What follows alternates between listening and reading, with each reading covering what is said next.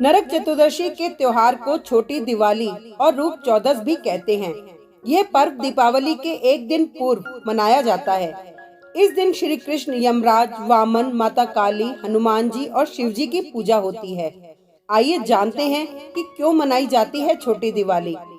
पौराणिक कथा के अनुसार श्री कृष्ण जी अपनी 8 पत्नियों के साथ सुख पूर्वक द्वारका में रह रहे थे।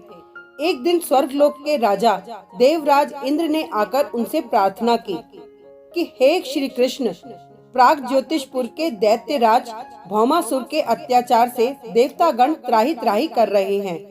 क्रूर भौमासुर ने वरुण का छत्र, अदिति के कुंडल और देवताओं की मणि छीन ली है और वह त्रिलोक विजयी हो गया है। इंद्र ने कहा, भौमासुर ने पृथ्वी के कई राजाओं और आम जनों की अति सुंदरी कन्याओं का हरण कर उन्हें अपने यहाँ बंदी गृह में डाल रखा है। कृपया आप हमें बचाइए प्रभु।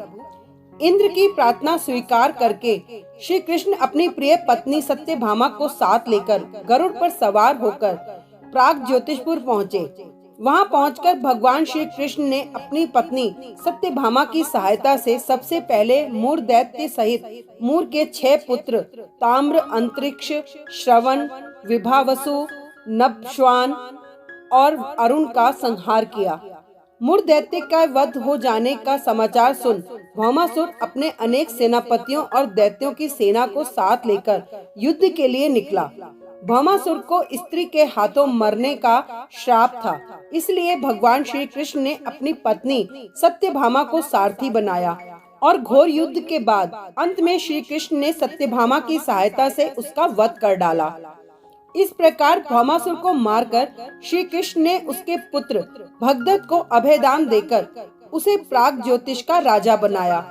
भौमासुर के द्वारा हरण कर लाई गई 16,000 कन्याओं को श्री कृष्ण ने मुक्त कर दिया। ये सभी अपहृत नारियां थीं या फिर भय के कारण उपहार में दी गई थीं और किसी और माध्यम से उस कारागार में लाई गई थीं। वे सभी भौमासुर के द्वारा पीड़ित थीं, दुखी थीं, अपमानित, लांछित और कलंकित थीं। सामाजिक मान्यताओं के चलते भौमासुर द्वारा बंधक बनकर रखी गई इन नारियों को कोई भी अपनाने को तैयार नहीं था। तब अंत में श्री कृष्ण ने सभी को आश्रय दिया। ऐसी स्थिति में उन सभी कन्याओं ने श्री कृष्ण को ही अपना सब कुछ मानते हुए उन्हें पति रूप में स्वीकार किया, लेकिन श्री कृष्ण उन्हें इस तरह नहीं मानते थे। उन सभी को श्री कृष्ण अपने साथ द्वारकापुरी ले आए। वहाँ वे सभी कन्याएं स्वतंत्र पूर्वक अपनी इच्छानुसार सम्मान पूर्वक द्वारका में रहती थीं। महल में नहीं, वे सभी वहाँ भजन, कीर्तन, ईश्वर भक्ति आदि करके सुख पूर्वक रहती थी। द्वारका एक भव्य नगर था जहाँ सभी समाज और वर्ग के लोग रहते थे। भागवत पुराण में बताया गया है कि भौमासुर भूमि माता का पुत्र था। विष्णु ने वराह अवतार धारण कर भूमि देवी को समुद्र से निकाला था। इसके बाद भूमि देवी ने एक पुत्र को जन्म दिया। पिता एक दैवी शक्ति और माता पुण्यात्मा होने पर भी भौमासुर क्रूर निकला। वह पशुओं से भी ज्यादा क्रूर और अधर्मी था।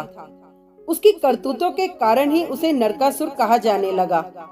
नरकासुर प्राग ज्योतिषपुर का दैत्यराज था, जिसने इंद्र को हराकर इंद्र को उसकी नगरी से बाहर निकाल दिया था।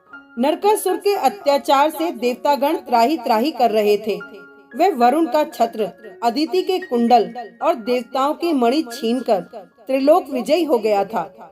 वह पृथ्वी की हजारों सुंदर कन्याओं का अपहरण कर उनको बंदी बनाकर उनका शोषण करता था।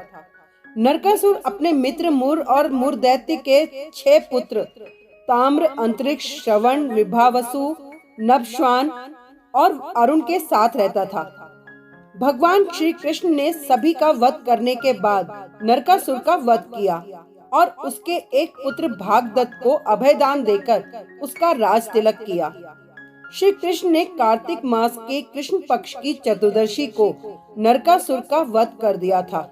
इसी दिन की याद में दीपावली के ठीक एक दिन पूर्व नरक चतुर्दशी अर्थात छोटी दिवाली मनाई जाने लगी। मान्यता है कि नरकासुर की मृत्यु होने से उस दिन शुभ आत्माओं को मुक्ति मिली थी। नरक चौदस के दिन प्रातः काल में सूर्योदय से पूर्व उपटन लगाकर नीम, चिचड़ी जैसे कड़वे पत्ते डाले गए जल से स्नान का अत्यधिक महत्व है। इस दिन सूर्यास्त के पश्चात लोग अपने घरों के दरवाजों पर 14 दिए जलाकर दक्षिण दिशा में उनका मुख करके रखते हैं तथा पूजा पाठ करते हैं। इसे छोटी दिवाली और काली चौदस भी कहते हैं। इस दिन हनुमान जयंती भी होती है। इस दिन शाम को हनुमान पूजा, काली पूजा और यमराज के निमित्त दिए जलाने से हर तरह का भय जाता रहता है और अकाल मृत्यु नहीं होती है और मरने के बाद व्यक्ति को नरक के दर्शन नहीं करने पड़ते हैं। Thank you.